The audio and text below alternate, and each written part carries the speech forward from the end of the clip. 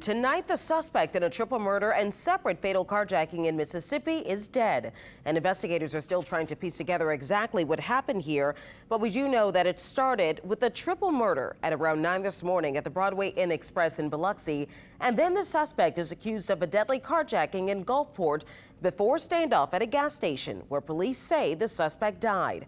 Our Sam Winstrom was at the scene of that standoff earlier this afternoon. He joins us now live from Gulfport, where police and city leaders gave an update just moments ago. Sam, what did they have to say? That's right, Charisse.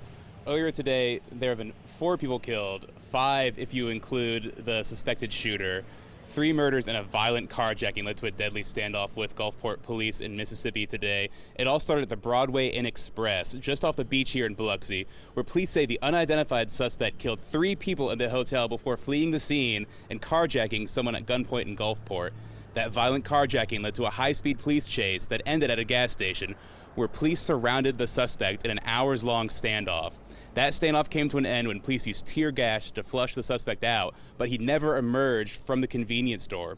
Police say a SWAT team went into the building and found the suspect dead inside. That suspect has now been identified as 32-year-old Jerry Reynolds. Now, police officials that we just spoke with today wanted to point out that 5 people have died today, and it's more than just a statistic. Those are 5 people that won't go home to their families today. And listen to what the mayor of Gulfport had to say about one person in particular.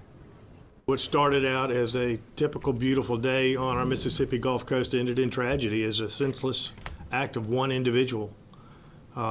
It's really an unspeakable tragedy. It's very random, and as painful as it is, it's not reflective of who we are.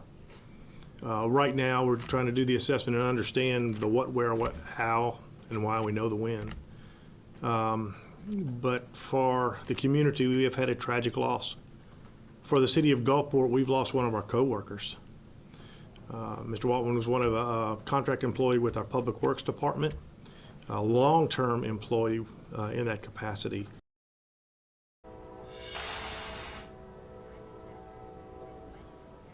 That's right, and police still do not know a motive behind this deadly crime spree.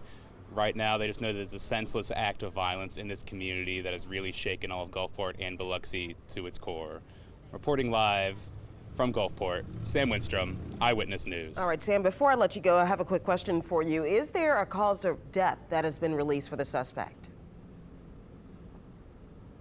That is still to be determined. Now, the coroner did say that the suspect was not shot. There are no signs of gunshot wounds or trauma to his body, but a full autopsy has not been conducted yet. What we do know is that tear gas was released inside the convenience store and that a small fire actually started in the back office where he was hiding from police. So those are 2 possible causes of death, but the full autopsy is pending.